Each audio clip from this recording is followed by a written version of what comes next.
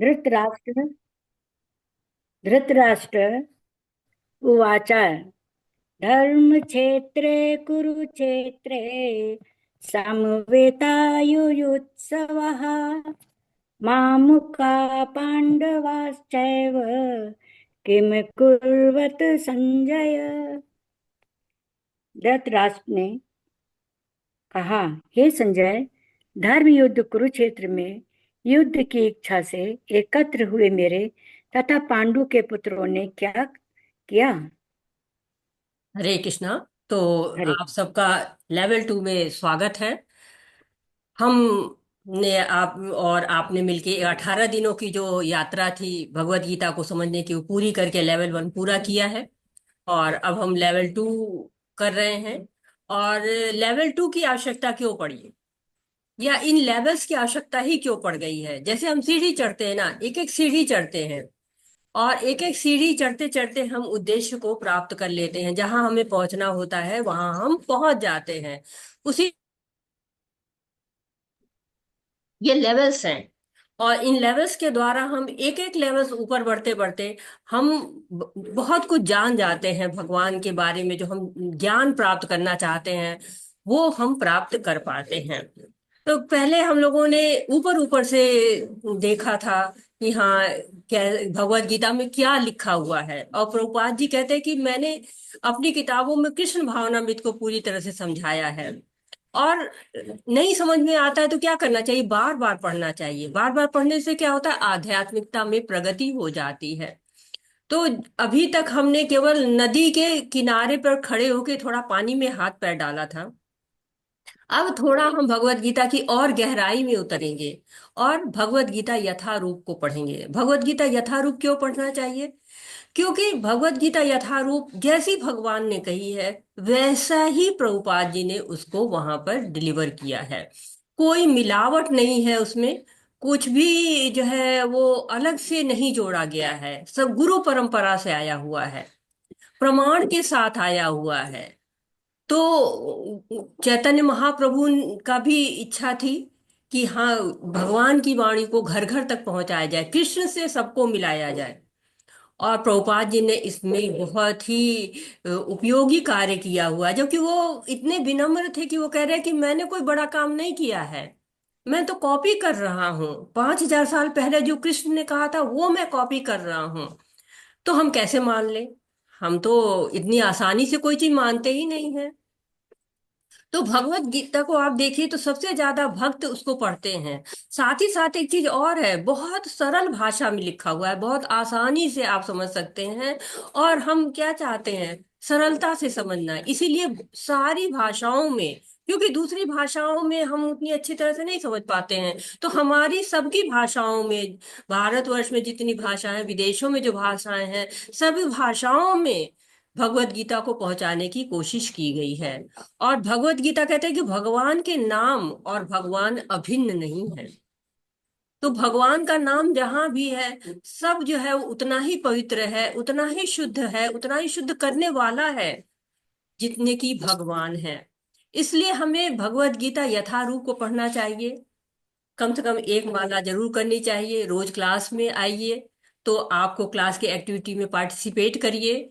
और साथ ही साथ भगवत गीता जो भगवान का सैद्धांतिक दर्शन है उसको जानिए। और भगवत गीता का व्यवहारिक दर्शन भी है। भगवत गीता केवल ऐसा नहीं कि ज्ञान है, विज्ञान भी है। विज्ञान क्या होता है? जिसको हम प्रैक्टिकल में कर सकते हैं। जैसे कि 9वें अध्याय में कहा गया, पत्रम पुष्पम फलम तोयम यो मां भक्त्या प्रयच्छति। तो भगवान को क्या देना है? पत्र देना है, पुष्प देना है, फल देना है, जल देना है, भक्त भाव से देना है। कहते हैं ना कि दुर्योधन की मेवा त्यागी साग भी दुर्घर खायो। तो ऐसे श्याम हैं, श्यामा श्याम है वो भाव को देखते हैं, प्रेम को देखते हैं। तो बहुत से लोग कहते हैं कि भगवत गीता इतनी ही जरूरी थी तो इतनी बाद में क्यों आई? इसको तो बहुत पहले आ जाना चाहिए था। तो भगवत गीता सबसे पहले विवस्वान को बोली गई। सूर्य लोक के जो राजा थे उनको, विवस्वान को बोली गई। फिर उनके द्वारा मनु को आई, फिर इक्ष्वाकु को आई। फिर समय के साथ वो लुप्त हो गया। पर लुप्त होते हैं क्यों? काल है। काल शक्ति है भगवान की, काल कहते हैं ना सब कुछ निकल जाता है। तो ये लुप्त हुई, समाप्त नहीं हुई, क्यों? दिव्य वाणी है, भगवान की वाणी है, लुप्त तो हो ही नहीं सकती है। कहा गया ना, इमं विवस्वते योगम प्रोक्त वाहन अव्ययम विवस्वाने प्राहम मनुरिच्छा के अब्रवीत। एवं पराप्राप्ति राज एवं राज ऋषियो विदु स काल निहमता योगो नष्ट परंतपः। तो योग से नष्ट हुई, नष्ट का मतलब है कि लुप्त हो गई, चेन टूट गई। गुरु परंपरा की जो चेन चली आ रही थी, उससे भगवत गीता यथारूप आ रही थी, जैसी हुई वैसी ही आ रही थी। लेकिन क्या हुआ, बीच में लोग अपने मनोधर्म को आगे, मनोधर्म से भगवत गीता को समझने लगे, इसलिए भगवान ने दोबारा बोली भगवत गीता। ऐसी रचना रच दी भगवान ने, महाभारत हुई, फिर भगवत गीता बोली गई, अर्जुन आए, अर्जुन गोलोक की विशाखा सखी हैं, भक्त हैं, भ्रमित नहीं होते। लेकिन योग माया का ऐसा पर्दा पड़ा कि भ्रमित हो गए, और भ्रमित होके क्या कहते हैं, शोक में आ जाते हैं, 5 कारण हो जाते हैं। अब हम इसी चीज को आज पढ़ेंगे यहाँ पे, कि क्यों भ्रमित होते हैं, क्या कारण है, क्यों युद्ध लड़ने से उन्हें मना किया, क्यों भगवत गीता बोली गई। तो भगवत गीता को सेटिंग द सीन कहा गया ना, यहाँ पे कुरुक्षेत्र में जो है वो हो रहा है कि कुरुक्षेत्र में जो धर्म क्षेत्र है, उसमें भगवत गीता बोली जा रही है। तो ये जो है वो भगवान बता रहे हैं। वो हो रहा है, आपको स्क्रीन विजिबल है? हरे कृष्णा। हाँ माता जी। जी माता जी। अच्छा जी अच्छा। माता जी। जी माता जी।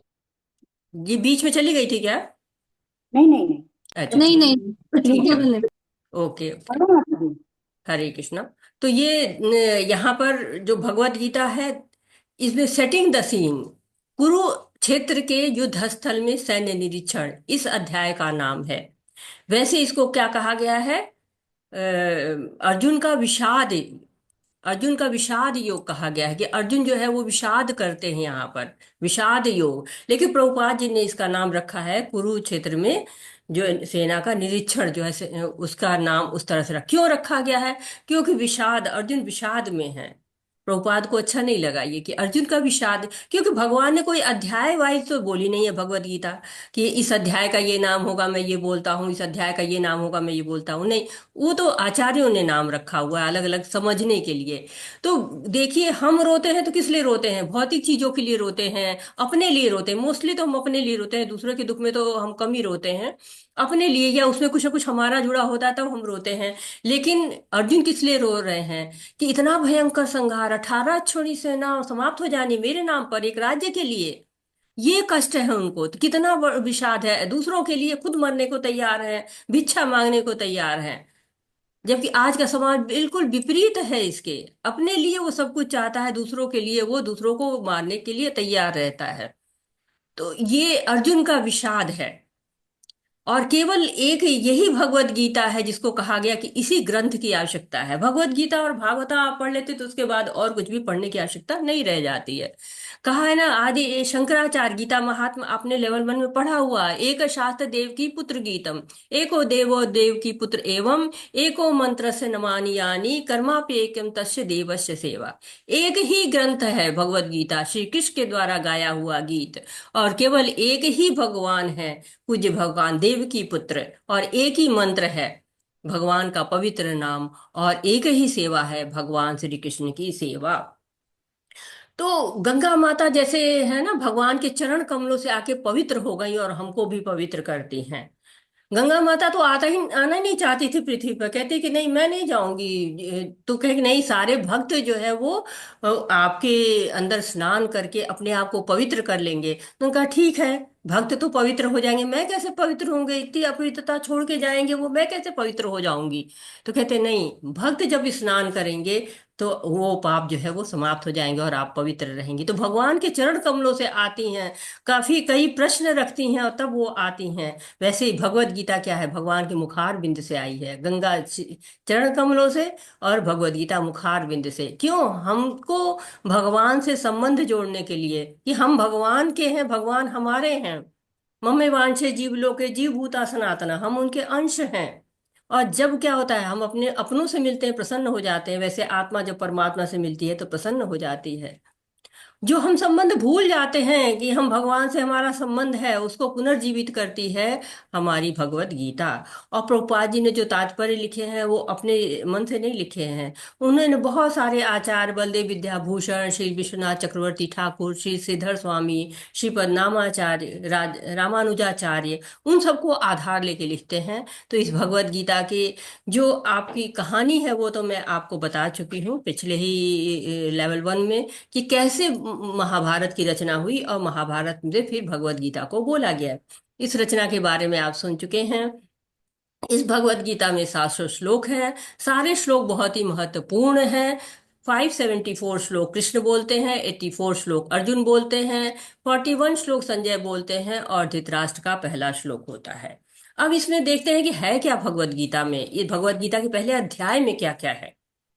तो पहले में दुर्योधन की कूटनीति दिखती है। पहले से जो आपके 11वें श्लोक तक दुर्योधन की कूटनीति दिखाई देती है, और 12वें से लेकर 20वें तक ये संकेत मिलना शुरू हो जाते हैं। जब हम कोई भी कार्य करते हैं हमको संकेत मिलता है कि क्या होने वाला है, तो इसमें संकेत मिल जाता है कि पांडवों की जीत होगी। और फिर 21वें से 27वें तक जो भगवान है वो एकदम भक्त वत्सल के रूप में है। इतना भक्तों को प्यार करते हैं, वो प्यार उनका छलक रहा है। और जो 28 से लेकर 46 तक है कि अर्जुन युद्ध क्यों नहीं करना चाहते हैं। तो पहला है कि कुरुक्षेत्र, धर्म क्षेत्र कुरुक्षेत्र। क्षेत्र कौन सा है? धर्म का क्षेत्र है। क्षेत्र जो जगह होती है ना, उसको क्षेत्र कहते हैं, स्थल को, पवित्र स्थल है। तो वो वैदिक युग से पवित्र है, तभी उसको धर्म क्षेत्र कहा जाता है। नाम कुरुक्षेत्र है लेकिन है धर्म क्षेत्र। और वहां पर एक फिर और पवित्र कार्य होने चले जा रहा है, भूमिका रच गई है। साक्षात भगवान आने के सुनाएंगे भगवत गीता को। और धृतराष्ट्र की पहले श्लोक बता देता है कि भगवत गीता बोलने की आवश्यकता क्यों हुई, महाभारत क्यों हुई। और महाभारत हुई तो भगवत गीता बोली गई।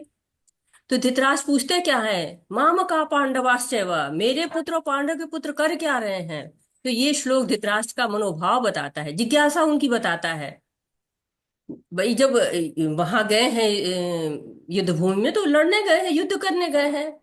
हम स्कूल जाते हैं तो यानी पढ़ने गए हैं, ऑफिस जाते हैं यानी काम करने गए हैं। तो धर्म क्षेत्र में क्या करने गए? युद्ध क्षेत्र है तो लड़ने गए हैं। और धर्म क्षेत्र में विजय किसकी होगी? धर्म की। धान बोएंगे तो धान पैदा होगा, गेहूं बोएंगे तो गेहूं पैदा होगा। जिसका क्षेत्र रहेगा वही तो पैदा होगा। धर्म का क्षेत्र है तो धर्म की विजय। और धर्म कहाँ पे है? जहां कृष्ण है वही धर्म है। वेद भी यही कहते हैं, जहां कृष्ण है वहां धर्म है। तो पांडवों की तरफ कृष्ण है तो कृष्ण उनके पक्ष में धर्म है, और जीत उनकी होगी, ऐसा लग रहा है। क्योंकि अ, लेकिन सबकी अपनी अपनी सोच है। क्या सबकी अपनी मन स्थिति है। धृतराष्ट्र क्या सोच रहे हैं, उनकी क्या मन स्थिति है, दुर्योधन की क्या मन स्थिति है, और जो है वो पांडवों की क्या मन स्थिति है, अर्जुन की क्या मन स्थिति है, ये सब हम जो है वो इसमें दिखाई पड़ रहा है। तो जो धर्म क्षेत्र है इसे धृतराष्ट्र डर रहे हैं। क्यों? जैसे इंडिया का मैच होता है, इंडिया पाकिस्तान का, तो सब इंडिया में होगा तो इंडिया वाले चिल्लाएंगे, उनके चांसेस ज्यादा हो जाते हैं, पब्लिक सपोर्ट मिलता है। और दूसरी जगह होता तो वहां के लोग चिल्लाते हैं, सब अपनी टीम को सपोर्ट करते हैं। तो धर्म का क्षेत्र है तो धर्म की वाहवाही होगी, वहां धर्म का सपोर्ट आएगा। तो धृतराष्ट्र सोचते हैं सुलह हो जाए, लेकिन सुलह करे कौन? मेरा बेटा नहीं करेगा, दुर्योधन नहीं करेगा, पांडव सुलह करेंगे। पांडव सुलह करेंगे तो क्या लाभ होगा? कि पांडव सुलह करेंगे तो फिर वन में चले जाएंगे, वहीं से आए हैं वहीं चले जाएंगे। और दुर्योधन सुलह करेगा तो क्या होगा? कुछ देना पड़ेगा, और वो 5 गांव देने के लिए भी तैयार नहीं। दुर्योधन सोच रहा है हमारी सेना तो ज्यादा है, लेकिन फिर भी डर रहा है कि जिस भोग के कारण तो हमने ये लड़ाई लड़ने को यहाँ पे आ गए, युद्ध करने को तैयार हो गए हैं, वो ऐसा ना हो कि जो है मर जाए तो भोग भी खत्म हो जाए, भोग ही ना मिले। जबकि जीतना तो हमें ही चाहिए, सेना हमारी ज्यादा है और सब हमारी व्यवस्थाएं ज्यादा है, हमको सपोर्ट करने वाले ज्यादा हैं। अर्जुन सोच रहे हैं कि अरे सारे तो मेरे सगे संबंधी है, युद्ध होगा तो इन पर कैसे अस्त्र उठाएंगे। लेकिन धृतराष्ट्र लालची है, श्यालु है, पांडव के प्रति कोई स्नेह नहीं है, पांडव को राज्य देना ही नहीं चाहते। एक तरह से पांडु भी तो उन्हीं के परिवार के हैं, लेकिन माम का पांडवा अलग कर दिया, नहीं इनको नहीं उत्तराधिकार देना है, केवल अपने बच्चों को देना है। तो एक तरह से चेतना क्या है? आध्यात्मिक रूप से भी चेतना अंधों के समान है, और आंख तो है ही नहीं है। वो तो वैसे भी आंखों से जो है वो नहीं है उनके पास, अंधा कहा गया उनको। तो हम देख रहे हैं कि धृतराष्ट्र के अंदर जरा सा भी अपने जो भाई के बच्चे हैं उनके प्रति कोई प्रेम नहीं है। तो अब धर्म क्षेत्र में आ गए हैं, धर्म के क्षेत्र में धर्म की फसल होगी, और वहां बाकी सब कुछ हो गया अधर्म होगा, क्योंकि जैसे गेहूं बोते हैं, उसमें गेहूं के अलावा जो भी कुछ है सब खरपतवार है, उसको उखाड़ देंगे नहीं तो फसल दब जाएगी। वैसे धर्म के क्षेत्र में धर्म की फसल होगी। तो केवल अपनों के बारे में सोच रहे हैं, अपने से आसक्त हैं धृतराष्ट्र, और धृतराष्ट्र केवल अपने लिए सोच रहे हैं, इसलिए अपने लिए पूछ भी रहे हैं संजय से। और एकमात्र यही जो श्लोक है वो धृतराष्ट्र के द्वारा बोला गया है। अब संजय उसके जवाब में क्या कहते हैं, पढ़ते हैं। हरे कृष्णा। हरे कृष्णा। संजय उवाच हृष्टा तु पाण्डवानीकम् व्यूढं दुर्योधनस्तथा आचार्यमुपसंगम्य राजा ब्रवीत। संजय ने कहा, हे राजन, पांडु पुत्रों द्वारा सेना की व्यूह रचना देखकर राजा दुर्योधन अपने गुरु के पास गया और उनसे ये शब्द कहे। हरे कृष्ण। हरे कृष्णा। तो क्या कह रहे हैं कि व्यूह रचना देखकर, जब युद्ध क्षेत्र होता है तो वहां व्यूह रचनाएं होती हैं। ये भी एक कला होती थी जिसको जाके जो राजा के बच्चे होते थे, जो राजकुमार होते थे, वो जाके सीखते थे। तो इनको किसने सिखाया था? इनको जो है वो द्रोणाचार्य ने सिखाया था। तो धृतराष्ट्र के प्रश्न का उत्तर यहाँ पर मिल रहा है। दुर्योधन को क्या कहते हैं, राजा कह रहे हैं, जबकि राजा तो वो है नहीं। दुर्योधन को अभी राजकुमार भी नहीं है, धृतराष्ट्र राजा है। लेकिन धृतराष्ट्र इतना डर रहे हैं कि संजय उनको खुश करना चाहते हैं। और दुर्योधन पांडव पुत्रों की जो सेना है उनको देख करके द्रोणाचार्य के पास जाता है। द्रोणाचार्य क्यों? द्रोणाचार्य उनके गुरु थे।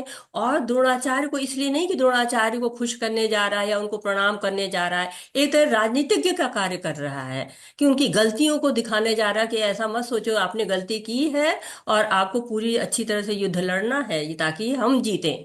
तो ये क्योंकि द्रोणाचार्य पांडवों के भी गुरु हैं, तो एक राजनीतिक की तरह से अपने स्वार्थ सिद्धि करने के लिए वो द्रोणाचार्य की तरफ बढ़ रहा है। हरे कृष्णा।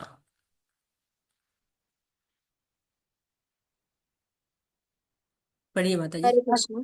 हाँ, हरे कृष्ण। पश्चैतां पाण्डुपुत्राणाम् आचार्यमान्ति च मुमम् व्यूढां द्रुपदपुत्रेण तव शिष्येण धीमता। हे आचार्य, पांडुपुत्रों की विशाल सेना को देखें, जिसे आपके बुद्धिमान शिष्य द्रुपद के पुत्र ने इतने कौशल से व्यवस्थित किया है। हरे कृष्ण। हरे कृष्णा। तो क्या कर रहा है कि द्रोणाचार्य की तरफ बता रहा है, बिल्कुल एक्सपर्ट पॉलिटिशियन बन गया, जैसे कहते हैं ना मजा हुआ राजनीतिज्ञ, वैसे बोल रहा है कि देखिए ये क्या है कि आपका जो शिष्य है, अब नाम उसका नहीं ले रहा है, कि देखिए पांडवों की विशाल सेना है और उसको संचालन कौन कर रहा है? द्रुपद का पुत्र कर रहा है। अब ये नहीं कह रहे कि धृष्टद्युम्न कह रहा है, क्योंकि धृष्टद्युम्न कौन था? वो द्रोणाचार्य का ही शिष्य था। धृष्टद्युम्न की पैदाइश इसलिए हुई थी ताकि वो द्रोणाचार्य को मार सके। इसकी भी एक कथा है, और इस कथा को हम सुन चुके हैं, लेकिन संक्षेप में बता दे रही हूँ कि द्रोणाचार्य और जो द्रुपद थे वो दोनों मित्र थे। और बचपन में द्रुपद ने कहा था कि द्रोणाचार्य से प्रसन्न होकर कि जब मैं राजा बनूंगा तो तुमको आधा राज्य दे दूंगा। लेकिन जब राजा बन जाते हैं और द्रोणाचार्य उनके पास जाते हैं तो वो उनको मना कर देते हैं। द्रोणाचार्य को अपमान हो जाता है, द्रोणाचार्य वापस आते हैं और वहां पे उनको कष्ट होता है। जब ये पांडवों और कौरवों को गुरु दक्षिणा देने का समय आया, तब उन्होंने कहा मैं राजा द्रुपद को चाहता हूँ। अब राजा द्रुपद कोई साधारण व्यक्ति तो थे नहीं, राजा थे, उनको तो हरा के ही लाया जा सकता था। पहले कौरव जाते हैं, हार जाते हैं, फिर पांडव जाते हैं और द्रुपद को लाते हैं। द्रोणाचार्य ने उनका अपमान नहीं किया, लेकिन द्रुपद को इतना ही काफी था, वो उनको अपमान हो गया उनका। और फिर उन्होंने यज्ञ किया और धृष्टद्युम्न का जन्म हुआ, और धृष्टद्युम्न को पढ़ाने के लिए किसके पास भेजा? द्रोणाचार्य के पास। और द्रोणाचार्य ने ही उनको सारी शिक्षा दी। अब ये जो है इन बता रहे हैं कि देखो ये आपका जो है वो क्या बैरी है, ये आपको मारने के लिए पैदा हुआ है, और आपने इसको सारी विद्या सिखा दी है। देखिए कितना अच्छा इसने व्यूह की रचना की हुई है। हरे कृष्णा। हरे कृष्णा। अत्र शूरा महेश्वासा भीमार्जुन समायुधि युयुधानो विराटश्च द्रुपदश्च महारथा। इस सेना में भीम तथा अर्जुन के समान युद्ध करने वाले अनेक वीर धनुर्धन हैं, यथा महारथी युयुधान, विराट तथा द्रुपद। हरे कृष्ण माता जी। हरे कृष्णा। तो क्या बता रहे हैं कि देखिए बहुत महान योद्धा है दुर्योधन, भयभीत है कि भीम है, अर्जुन है, ऐसे बहुत से योद्धा है, बहुत ज्यादा बल है उनके पास। तो एक तरह से वो ईर्ष्या जगा रहा है, अंदर अंदर से डरा भी जा रहा है। हरे कृष्णा। हरे कृष्णा। युद्धामन्नयोश्च ये माता जी विक्रांत। हरे कृष्णा, दिष्ट केतुष, ये वाला पढ़। अच्छा, जो पांचवा वाला है, सॉरी। हाँ, हरे कृष्णा। धृष्टकेतुश्चेकितानः काशीराजश्च वीरवान् पुरुजित् कुन्ती भोजश्च शव्यश्च नरपुंगवः। इनके साथ ही धृष्टकेतु, चेकितान, काशीराज, पुरुजित, कुंतीभोज तथा शैव जैसे महान शक्तिशाली योद्धा भी हैं। हरे कृष्णा माता जी, बहुत बहुत धन्यवाद। हरे कृष्णा, धन्यवाद माता जी। तो कितने धृष्ट केतु हैं, चिकितान है, काशीराज है, पुरजित है, कुंती भेज है, शैब्य है। ये लोग क्या है, शक्तिशाली योद्धा हैं, इनको कहा गया है कि ये शक्ति, यानी कि देख रहे कि कितने कौन कौन लोग आए हुए हैं, सबके बारे में बता रहे हैं। हरे कृष्णा। हरे कृष्णा। अत्रे माता जी आप 15 तक कर लीजिए माता जी श्लोक का। सुनीता माता जी आप अनुवाद करेंगी क्या? हरे कृष्णा। सुनीता माता जी आपका हैंड रेस था। तो ईश्वरी माता जी आप सुनीता माता जी आप अनुवाद कर लीजिए माता जी, अत्रे माता जी के साथ। हरे कृष्णा। हरे कृष्ण। युधामन्युश्च विक्रान्ता उत्तमौजाश्च वीर्यवान् सौभद्रो द्रौपदेयाश्च सर्वैव महारथाः। हरे कृष्ण। हरे कृष्णा माता जी। आने हाँ जी, अनुवाद आया नहीं माता जी। आ तो गया माता जी, मेरे को आया आ दिख गया आया माता माता जी। जी। हाँ जी हाँ जी, थैंक यू, सॉरी माता जी। पराक्रमी युधामन्यु शब्द, पराक्रमी युधामन्यु अत्यंत शक्तिशाली, उत्तम मौजा, सुभद्रा का पुत्र तथा द्रौपदी के पुत्र, ये सभी महारथी हैं। हरे कृष्ण। हरे कृष्णा। तो ये बताया जा रहा है इसमें कुछ लोग मतलब कोई मामा है, कोई चाचा है, कोई पितामह है, कोई यादव वंशी है, ये जो है यहाँ पर सब शक्तिशाली योद्धाओं के नाम बताए जा रहे हैं। सब महारथी हैं, सबके बारे में बता रहे हैं। हरे कृष्णा। हरे कृष्ण। अस्माकं तु विशिष्टाये तन्निबोधो द्विजोत्तम नायका मम सैन्यस्य संगार्थं तान् ब्रवीमि ते। हरे कृष्ण। किंतु किंतु हे ब्रह्मा किंतु हे ब्राह्मण श्रेष्ठ, आपकी सूचना के लिए मैं अपनी सेना के उन नायकों के विषय में बताना चाहूंगा जो मेरी सेना को संचालित करने में विशेष रूप से निपुण हैं। हरे कृष्णा। तो यहाँ पर जो अभी तक जितने भी योद्धाओं के बारे में बताए हैं, वो सारे पांडवों की तरफ के योद्धा हैं। तो अब ये कह रहे कि अपनी सेना के नायकों के बारे में बताऊंगा। क्यों? क्योंकि ऐसा ना कि कहने लगे द्रोणाचार्य कि उधर ही के लोग अच्छे, तो फिर हारो, चलो घर चलो, क्या जरूरत है लड़ने की। तो कह रहे नहीं, मैं अब बता रहा हूँ अपनी सेना में हमारे कौन कौन से नायक हैं। उधर महारथी के बारे में, वीर योद्धा के बारे में बता चुके हैं, अब अपनी तरफ की बताएंगे। हरे कृष्णा। हरे कृष्ण। भवानी भीष्मश्च कर्णश्च कृपश्च शमितिञ्जयः अश्वत्थामविकर्णश्च सोमदत्तिस्तथैव च। हरे कृष्णा। मेरी सेना में स्वयं आप, भीष्म, कर्ण, कृपाचार्य, अश्वत्थामा, विकर्ण तथा सोमदत्त का पुत्र भूरिश्रवा आदि हैं, जो युद्ध में सदैव विजयी रहे हैं। हरे कृष्ण। हरे कृष्णा। तो ये कूटनीति दिख रही है कि लगातार वो बुद्धि लगा रहे हैं, कूटनीति दिखा रहा है। पांडवों की सेना के बारे में बताया, अपनी सेना के बारे में बता रहे हैं कि द्रोणाचार्य जो है वो कह सकते हैं ना कि संधि कर लो, तो है पासा पलट सकता है, इसलिए वो अपनी तरफ के लोगों को बता रहा है कि भीष्म है, कर्ण है, कृपाचार्य है, अश्वत्थामा है, ये लोग युद्ध में सदैव बिजी रहे हैं, जबकि ऐसा नहीं है, ये लोग कई बार हार भी चुके हैं और अर्जुन से भी हार चुके हैं। हरे कृष्णा। अन्ये च बहवः शूरा मदर्थी त्यक्तजीविताः नानाशस्त्रप्रहराणः सर्वे युद्धो विशारदाः। हरे हरे कृष्णा। ऐसे अन्य अनेक वीर भी हैं जो मेरे लिए अपना जीवन त्याग करने के लिए उन्नत हैं। वे विविध प्रकार के हथियारों से सुसज्जित हैं और युद्ध विद्या में निपुण हैं। हरे कृष्ण। हरे कृष्णा। तो क्या करें, मद अर्थे त्यक्त जीविता। तो मद अर्थे मेरे लिए त्यक्त जीविता, अपना जीवन त्याग सकते हैं, और बहुत ही हथियार इनके पास अच्छे हैं, युद्ध विद्या में निपुण हैं, लेकिन क्या है, ये लोग आहुति प्राणों की देने के लिए तैयार है। तो इस तरह से दुर्योधन बता रहा है कि देखिए, सब लोग बहुत ही अच्छे हैं और विजय तो हमारी ही होनी है, विजय के प्रति आश्वस्त कर रहे हैं। हरे कृष्णा। हरे कृष्ण। अपर्याप्तं तदस्माकं बलं भीष्माभिरक्षितं पर्याप्तं तिदमेतेषां बलं भीमाभिरक्षितम्। हरे कृष्ण। हरे कृष्ण। हमारी शक्ति अपरिमेय है और हम सब पितामह द्वारा भली भांति संरक्षित हैं, जबकि पांडवों की शक्ति भीम द्वारा भली भांति संरक्षित होकर भी सीमित है। हरे कृष्ण। हरे कृष्ण। अब भीष्म पितामह को संतुष्ट कर रहा है, पहले द्रोणाचार्य को किया कि गुरु है, भीष्म पितामह नाराज हो जाए, तो कह रहे हमारी शक्ति अपरिमेय है, उनकी सीमित है, तो हम भीष्म पितामह के नेतृत्व में पूरी तरह से सुरक्षित हैं। तो यहाँ पर्याप्तम कहा गया है, अपरिमेय अर्थात पर्याप्त है। तो जो है कैसे अपर्याप्त है, कैसे कि भीष्म के द्वारा संरक्षित है, पर्याप्त है इसलिए, अन्यथा अपर्याप्त है। और पांडव क्या है, भीम के द्वारा संरक्षित है, तो भीष्म के सामने भीम का कोई मुकाबला नहीं है, इसलिए हमारी जो है वो जो सेना है वो पर्याप्त है। तो एक तरह से दुर्योधन क्या है, भीम से जलता है, और भीम ही ऐसे हैं जो दुर्योधन को हराने की क्षमता रखते हैं। तो कह रहे हैं ना कि भीष्म के मुकाबले भीम का कोई भी तुलना नहीं है, तो हम पर्याप्त हैं। हरे कृष्णा। हरे कृष्ण।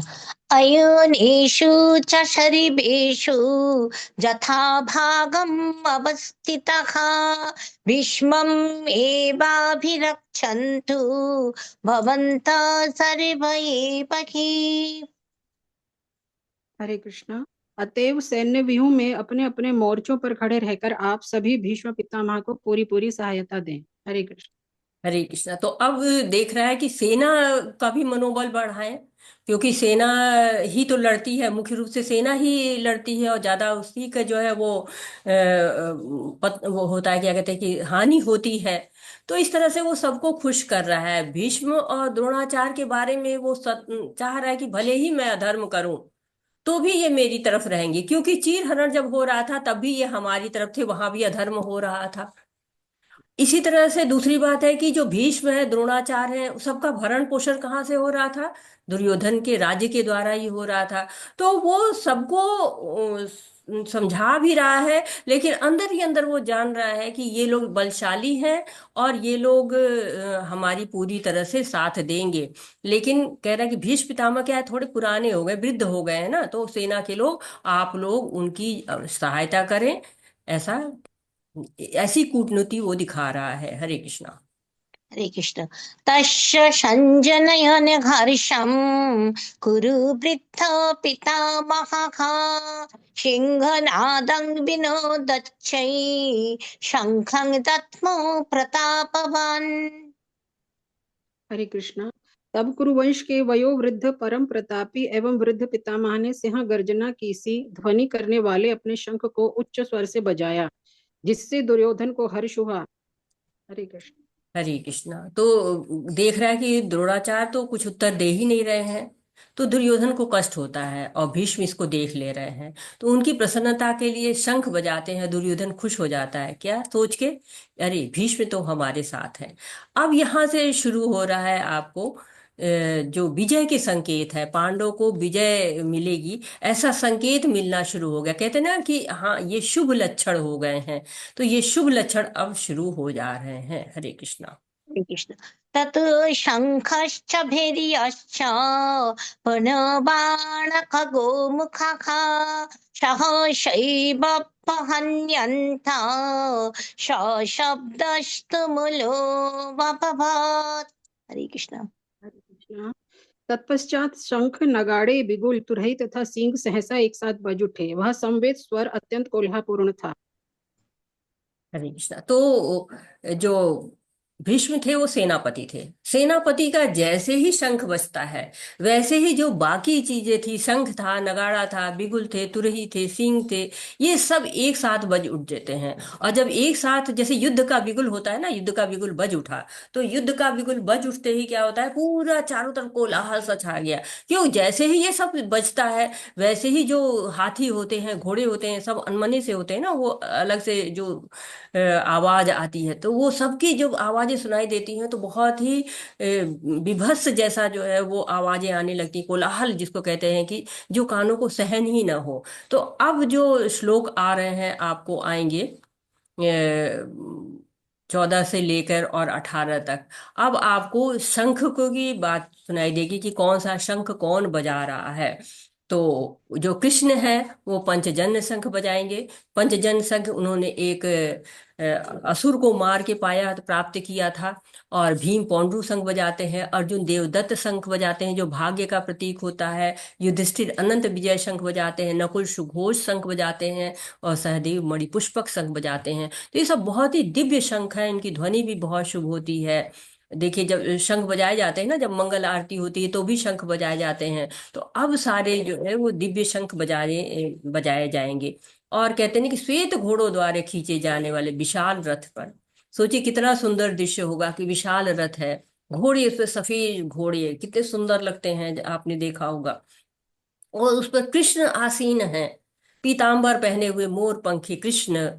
और साथ ही अर्जुन सफेद वस्त्रों में, अर्जुन कहते हैं ना बेदाग है, उनका अर्जुन का नाम बेदाग है, बिल्कुल दाग रहित अर्जुन। तो वो सोचिए कि कितना प्यारा दृश्य होगा। और सब जैसे कि चारों दिशाएं प्रतीक्षा कर रही हों, युद्ध की भूमि प्रतीक्षा कर रही है कि कब आएंगे अर्जुन, कब आएंगे श्री कृष्ण। हरे कृष्ण। हरे कृष्ण। तत् श्वेतैर्हैर्युक्ते महति सन्दने स्थितौ माधव पाण्डवश्चैव दिव्यौ शङ्खौ पदध्मतुः। बच्चे नेक्स्ट हरे पढ़ कृष्ण। लें। दूसरी ओर से श्वेत घोड़ों द्वारा खींचे जाने वाले विशाल रथ पर आसीन कृष्ण तथा अर्जुन ने अपने अपने दिव्य शंख बजाए। हरे कृष्ण। पढ़िए माता जी। पञ्चजन्यं ऋषिकेशो देवदत्तं धनञ्जयः पण्ड्रं दध्मौ महाशङ्खं भीमकर्मावृकोदरः। हरे कृष्ण। हरे कृष्ण। भगवान भगवान कृष्ण ने अपना पांचजन्य शंख बजाया। अर्जुन ने देवदत्त शंख तथा अति भोजी एवं अति मानवीय कार्य करने वाले भीम ने पौंड्र नाम का भयंकर शंख बजाया। हरे कृष्ण। हरे कृष्णा। तो सबके शंख बज रहे हैं। भीम को अति मानवी, अति भोजी, ज्यादा खाने वाला, और बहुत सारे जो है कार्य जो साधारण लोग नहीं कर पाते हैं, वो भीम कर रहे हैं। हरे कृष्णा। हरे कृष्णा। माधुरी शर्मा माता जी आप 16 से लेके 25 तक श्लोक कर लीजिए। सुनीता माता जी आप अनुवाद करिए। हरे कृष्णा।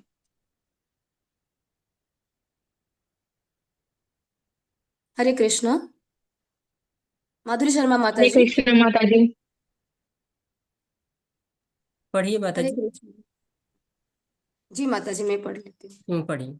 अनंत विजयं राजा कुन्तीपुत्रो युधिष्ठिरः नकुलः सह देवश्च सुघोषो मणिपुष्पकौ कास्यश्च परमेश्वासः शिखण्डी च महारथः दृष्टोद्युम्नो विराटश्च सात्वकीश्च अपराजितः द्रुपदो द्रौपदेयाश्च सर्वसः पृथिवीपते सौभद्रश्च महाबाहु शङ्खं दद्मो पृथक् पृथक्।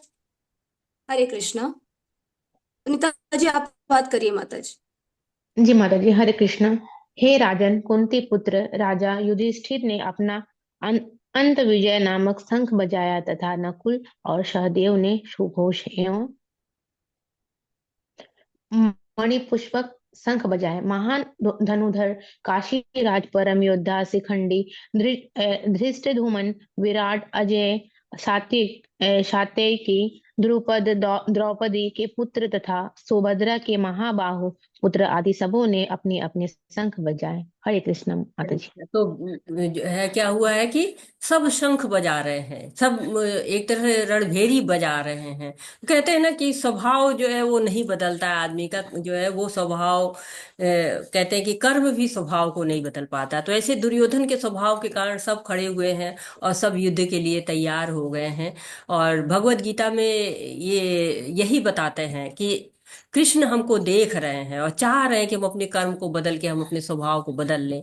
कृष्ण की कृपा मिलती है तो परिवर्तन होता है। तो जब हम सही कार्य करते हैं, आशावादी और सकारात्मक होते हैं, तब गलत चीजों को नकारते हैं तो हमें लक्ष्य मिलता है और सारे संशय हमारे समाप्त होते हैं। लेकिन यहाँ पर क्या है, युद्ध की भूमि है और बड़ी जो है वो इतने बड़े युद्ध की संकेत दे रहे हैं कि अब ये महायुद्ध होने वाला है और इस महायुद्ध का विनाश होने वाला है सबका। इतने उपस्थित सारे लोगों का विनाश निश्चित हो गया है। इस शंख के साथ साथ पता चल गया है कि अब विनाश निश्चित है। हरे कृष्णा। हरे कृष्णा। सघोषोधार्तराष्ट्राणां हृदयानि व्यदारये नभश्च पृथिवीं चैव तुमुलो अभ्यनुनादयन्। हरे कृष्णा। हरे कृष्ण। इन विभिन्न शंखों की ध्वनि कोलाहल पूर्ण बन गई, जो आकाश तथा पृथ्वी को शब्दायमान करती हुई धृतराष्ट्र के पुत्रों के हृदयों को विदीर्ण करने लगी। हरे कृष्ण माता जी। तो जैसे ही शंख बजता है तो नभस्य आकाश में, पृथ्वी प्रतिश में तुम लोग बहुत ही कोलाहल ही कोलाहल, जैसे ज्यादा शोर होता है ना, बिजली कड़कती है, सब लोग डर जाते हैं, हृदय विदीर्ण हो जा रहे हैं सबके। और कह रहे धृतराष्ट्र जो धृतराष्ट्र के पुत्र थे उनके हृदय व्याकुल हो रहे हैं। तो जो भगवान की शरण ले लेता है वो निर्भीक रहता है। तो हमें लोगों को बताना चाहिए कि जो भी भौतिक चीजों से आसक्त होता है वो डरता है, क्योंकि ये चीज कहीं खो ना जाए, कोई चुरा ना ले जाए, कल होगा कि नहीं रहेगा, एक भय रहता है। लेकिन यदि हम भगवान पे छोड़ देते हैं तो सारे जो डर होते हैं समाप्त हो जाते हैं। अब ये कौरव है, इनके अंदर झूठा आत्मविश्वास है, अंदर से डर रहे हैं। केवल शंख अभी बजे हैं और शंखों की ध्वनि से और सारे जो वाद्य हैं उनके ध्वनि से उनका हृदय क्या हो रहा है, विदीर्ण होता चला जा रहा है। ये जबकि जो पांडव थे वो शांत बैठे हैं। क्यों? जो भगवान के साथ रहता है वो शांत रहता है, वो परेशान नहीं होता है। लेकिन जो अभक्त होता है उसके अंदर हमेशा डर रहता है। तो यहाँ पर भगवान जो है वो विजय के संकेत एक तरह से आपको मिल रहे हैं। आप इनको देखेंगे तो थोड़े थोड़े आपको विजय के संकेत मिलते चले जा रहे हैं, जिनको आप अपने मन में नोट कर सकते हैं या कॉपी पेन पे भी नोट कर सकते हैं कि कृष्ण उपस्थित है यहाँ पर, सारथी के रूप में है। तो कहते हैं ना कि जयस्तु पांडु पुत्राणाम येषा पच्छे जनार्दना। जिस पक्ष में भगवान श्री कृष्ण होते हैं जीत वहीं पर होती है। जहां भगवान कृष्ण होते हैं भाग्य की देवी भी लक्ष्मी साथ में होती हैं। जहां भगवान विष्णु वहीं पर लक्ष्मी रहते हैं, बिना पति के वो नहीं रहती हैं। तो जहां लक्ष्मी है वहीं पर भाग्य है। अर्जुन का रथ भी दिव्य है, उसको अग्निदेव ने दिया हुआ है। जहां पर वो रथ जाता है वहां पर विजय विजय अवश्य ही होती है। और उस पर क्या है कि हनुमान जी भी है साथ में। हनुमान जी भी क्या है कि जहां गए हैं वहां पर विजय हुई है। भगवान राम के साथ जब वो युद्ध में थे तो वहां पर भी विजय हुई थी। और यहाँ पर एक चीज और नोट करने की है कि भगवान के बहुत सारे नाम आ रहे हैं यहाँ पर। ऋषिकेश कहीं कहा गया है, यानी कि वो इंद्रियों के स्वामी है। मधुसूदन है, यानी कि मधु नाम के असुर को मारने वाले हैं। गोविंद है, यानी कि गाय को प्रसन्न करने वाले हैं। वासुदेव है यानी कि वसुदेव के पुत्र हैं, देवकी नंदन है, देवकी पुत्र हैं, यशोदा नंदन है, यशोदा के पुत्र हैं, माधव है यानी कि भाग्य की लक्ष्मी के पति हैं। तो आप नोट कर सकते हैं अर्जुन के भी नाम आ रहे हैं, भीम के भी नाम आ रहे हैं, और पूरी भगवत गीता में बहुत सारे नाम इन लोग के आएंगे। तो हमें उन नामों के बारे में भी जान सकते हैं और उन नामों को नोट भी कर सकते हैं। तो भगवान के क्या है, भगवान तो अनादि अनंत रूपम है, अद्वैत अच्युतम अनादि अनंत रूपम है। और भगवान के बहुत सारे नाम हैं, और भगवान ने अर्जुन के भी कई सारे नाम हुए। तो शंख ध्वनि बज गई, पांडवों पर प्रभाव नहीं है, कौरवों का हृदय विदीर्ण हो गया है, कृष्ण साथ में है। तो इसलिए पांडव खुश हैं, लेकिन जो अधर्म की तरफ है, जो गलत कार्य कर रहे हैं, उनका हृदय धड़क रहा है। जैसे होता है ना कि हम कुछ चोरी करते हैं तो कोई पूछ रहा है कि क्या आपने चोरी की है, तो बिना पूछे ही हम दिल धड़कना शुरू हो जाता है। तो इसी तरह से कौरवों का हृदय भी भय में है कि हार न जाए, पांडवों को डर नहीं। भगवान कहते हैं ना, मत माँ सुचम, डरो मत। भगवान कह देते कि तुम हो, है मैं हूं ना तुम्हारे साथ में, मत डरो। हरे कृष्णा। हरे कृष्ण। अथ व्यवस्थितान् दृष्ट्वा धार्तराष्ट्रान् कपिध्वजः प्रवृते शास्त्रसम्पाते धनुरुद्यम्य पाण्डवः ऋषिकेशं तदा वाक्यम् इदं माह महीपते। हरे कृष्ण। हरे कृष्ण। उस समय हनुमान से अंकित ध्वजा लगे रथ पर आसानी पांडु पुत्र अर्जुन अपना धनुष उठाकर तीर चलाने के लिए उद्यत हुआ। हे राजन, धृतराष्ट्र के पुत्रों को व्यूह में खड़ा देखकर अर्जुन ने श्री कृष्ण से ये वचन कहे। हरे कृष्णा। तो हरे कपि कृष्ण ध्वज है। माता जी। हरे कृष्णा। कपि ध्वज हनुमान जी को कहा गया। बहुत सारी कथाएं हैं कि कैसे भीम मिले हनुमान जी से और कृष्ण का साथ देने के लिए आए, और कहते हैं कि उन्होंने कहा था कि मैं ऐसी आवाजें निकालूंगा, जितना तुम आवाज निकालोगे उसको कई गुना आवाज करके मैं, भीम से उन्होंने कहा था कि तुम जितना आवाज निकालोगे उससे कई गुना आवाज मैं निकालूंगा। तो आवाज भी क्या है, एक डर होता है ना, बहुत तेज की आवाज होती है तो क्या होता है, कंपन होने लगता है। यहाँ तक ये कहा जाता है कि खिड़कियां टूट जाती हैं, और आवाज भी एक डराती है लोगों को। तो आवाज का कंपन बहुत तेज होता है, और ये विज्ञान आज भी है। तो इसलिए जो है हनुमान जी डराएंगे उन लोग को अपनी आवाज से। तो हनुमान जी भी विराजमान हैं वहां पर। और धृतराष्ट्र के पुत्रों को व्यूह में खड़ा देखकर अर्जुन ने श्री कृष्ण से ये वचन कहे। तो अब क्या कह रहे हैं अर्जुन श्री कृष्ण से, ये सुनते हैं। हरे कृष्ण। अर्जुन उवाच सेनयोरुभयोर्मध्ये रथं स्थापयमेच्युत यावदेतान्निरीक्षेऽहं यद्दधूकामानवस्थितान् कैर्मया सह योद्धव्यम् अस्मिन् रणसमुद्यमे। हरे कृष्ण। हरे कृष्ण। अर्जुन ने कहा, हे अच्युत्य, कृपा करके मेरा रथ दोनों सेनाओं के बीच ले चले, जिससे मैं यहाँ उपस्थित युद्ध की अभिलाषा रखने वालों को और शस्त्रों की इस महान परीक्षा में जिसने मुझे संघर्ष करना है, उन्हें देख देख सकूं। हरे कृष्ण माता जी। हरे कृष्णा। तो भगवान ऋषिकेश कहा गया पहले, अब क्या कह रहे हैं, अच्युत कहे जा रहे हैं। अच्युत मतलब क्या है, जो अपने स्थान से च्युत न हो, जिसकी स्थिति च्युत न हो, अपने स्थान से डिगे नहीं। तो भगवान क्या है, सारथी के रूप में है। अपने भक्तों के लिए उनका प्रेम कभी कम होता ही नहीं, वो तुच्छ से तुच्छ कार्य करने के लिए तैयार होते हैं। और युद्ध क्या होता है, युद्ध में बहुत कोलाहल है। आज जैसा पहले बताया जाए कितना कोलाहल है, उस कोलाहल में क्या होता है, सारथी तो बोलेगा तो सारथी को कुछ भी कहे पीछे से योद्धा तो उसको सुना ही नहीं देगा। तो सारथी को पैर मार के गाइड किया जाता है। अगर बाएं चलो तो बायां पैर मार देते हैं, दाएं चलो तो दायां पैर मारते हैं, सीधे चलो तो बीच में मारते हैं। तो इस तरह से सारथी उस पैर की जो है वो, कहने की पैर की चोट खाने के लिए तैयार हैं। लेकिन भगवान जो है भक्त की सेवा में आनंद लेते हैं। भगवान भक्त की विपरीत परिस्थितियों में भी साथ नहीं छोड़ते हैं, और भगवान किसी भी पद पर रहे उनकी भगवत्ता नहीं बदलती है। तो कह रहे हैं कि भौतिक जीवन में क्या होता है, पद स्थिर ही नहीं रहता। आज आप छात्र हैं, कल आप पास हो गए, आप छात्र नहीं रहे। नौकरी कर रहे हैं, कल नौकरी कर रहे हैं, आज रिटायर हो गए, तो क्या हुआ, आप जो है वो नौकरी वाले नहीं रह गए।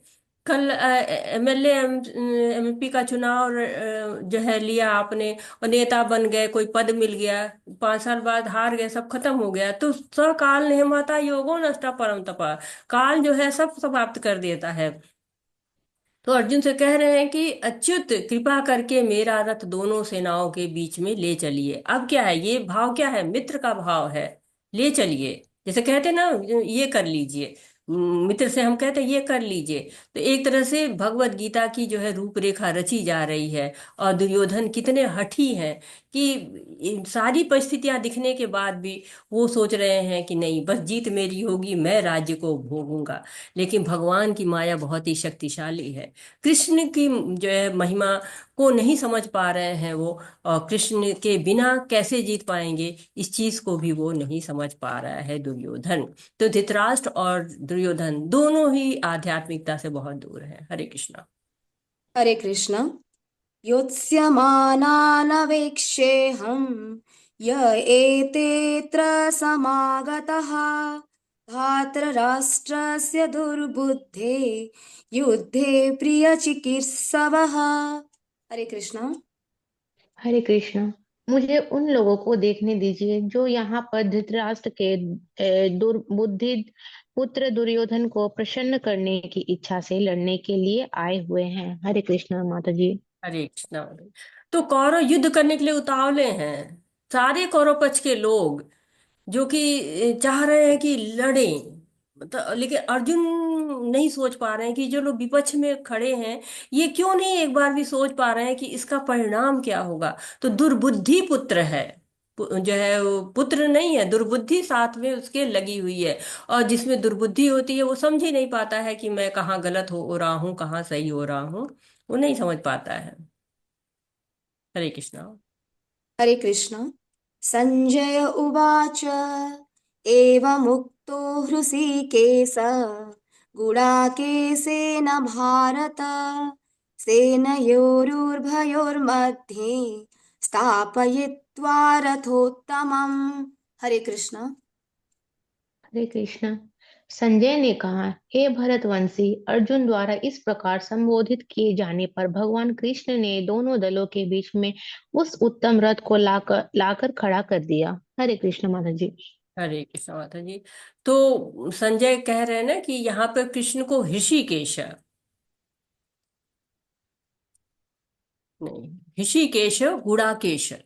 तो ऋषिकेश भी है, ऋषिकेश मतलब होता है कि इंद्रियों के स्वामी है भगवान श्री कृष्ण। और गुड़ाकेश कौन है, अर्जुन है। अर्जुन क्यों गुड़ाकेश कहा जा रहा है, गुड़ाका का अर्थ है नींद, और जो नींद को जीत लेता है वह गुड़ाकेश है। नींद का अर्थ ज्ञान भी है। तो उसको, अज्ञान को भी जीत लिया है अर्जुन ने, और नींद को भी जीत लिया हुआ है। दोनों पर विजय प्राप्त कर लिए। तो अर्जुन को क्यों हमेशा ही याद रहता है, इसीलिए क्योंकि उनको अज्ञान पर विजय प्राप्त कर ली है। तो याद है कि कृष्ण के भक्त हैं, हमेशा उनके नाम रूप गुण लीला का चिंतन करता रहता है। भगवान तो देखिए रथ कहीं भी खड़ा कर सकते थे, कहीं भी ले जाके, इतना बड़ा युद्ध क्षेत्र था, कहीं भी खड़ा कर लेते थे। लेकिन दोनों दलों के बीच में उस उत्तम रथ को खड़ा कर दिया। दोनों दलों के बीच में उत्तम रथ को खड़ा करने का क्या कारण है, कि भगवत गीता की रचना रच जाए, भगवत गीता सुनानी है। तो अब अर्जुन किस तरह से मोह में आएंगे, और किस तरह से वो भगवत गीता को भगवान बोलेंगे। तो जो है कहते हैं ना कि कृष्ण सूर्य के समान है, जहां भी कृष्ण रहते हैं वहां माया हो ही नहीं सकती है, जहां कृष्ण नहीं वहां माया अधिकार। तो अर्जुन को अज्ञानता कैसे आ गई अगर कृष्ण वहां पे थे, क्यों, क्योंकि अर्जुन ने ही उस अज्ञानता को ला रहे हैं। अर्जुन अपना कैसे ही अज्ञान में आ जा रहे हैं, इसकी माया भगवान ही रचते हैं। हरे कृष्णा। हरे कृष्ण। भीष्म द्रोण प्रमुखतः सर्वेषां च महीक्षिताम् उवाच पार्थ पश्येतान् समावेतान् कुरुन्निति। हरे कृष्ण। हरे कृष्ण। भीष्म, द्रोण तथा विश्व भर के अन्य समस्त राजाओं के सामने भगवान ने कहा कि हे पार्थ, यहाँ पर एकत्र सारे कुरुओं को देखो। हरे कृष्ण माता जी। तो हमारे सामने भी ऐसी समस्याएं आती हैं जिनको सुलझाना कितना मुश्किल होता है। कह रहे देखो पार्थ, पश्येता संवेता कुरुनीति, कुरु वंश के लोगों को देखो। तो भीष्म खड़े हैं, द्रोणाचार्य, कृपाचार्य, एक तरह से रचना रची जा रही है भगवत गीता के आने की। कृष्ण पार्थ कह रहे हैं। मामा भांजे का रिश्ता होता है ना, एक रस का होता है और ज्यादातर हास्य रस का होता है। तो अर्जुन जो है वो कृष्ण के जो पिता वसुदेव की बहन पृथा का पुत्र था। कुंती का एक नाम पृथा भी है। तो अर्जुन को याद दिला रहे हैं एक तरह से भगवान कि देखो ना, तुम किस जगह से आए हो। तुम्हारे जो है वो जो परिवार क्या है तुम्हारा। कुंती के तुम पुत्र हो, शूरवीरों के खानदान से हो। तो भगवान जो भी कार्य करते हैं उद्देश्य होता है, उसकी रचना होती है उसकी। और कौरवों की पराजय हो जाएगी, अर्जुन को ये विश्वास दिलाना चाह रहे हैं। और बताना भी चाह रहे हैं कि जो भीष्म है, द्रोणाचार्य हैं, वो सब अपना कार्य कर रहे हैं, तुम अपना कार्य करो। तो हमारे जीवन में भी दुविधाएं आती हैं, हमारे जीवन में भी भीष्म आते हैं, द्रोणाचार्य आते हैं।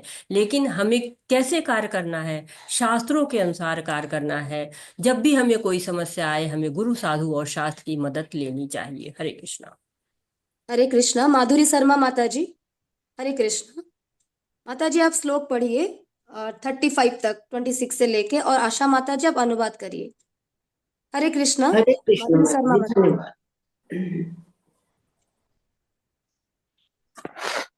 हरे कृष्ण माता हरे कृष्णा माता जी, माता आपका जी आपका वॉइस मोबाइल। ब्रेक हो रहा है माता जी। माधुरी शर्मा माता जी।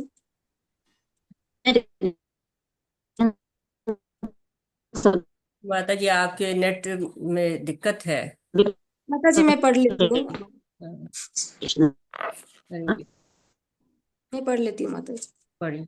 हाँ। और किसी को पढ़ना है तो हैंड रेज कर सकते हैं। कोई श्लोक पढ़ना चाहता है, कोई अनुवाद पढ़ना चाहता है, आप लोग हैंड रेज करें। तत्र पश्यत् सुतं नहीं पर पश्यत् स्थिरान् पढ़िए माता जी, पढ़िए। पढ़िए पढ़िए माता जी।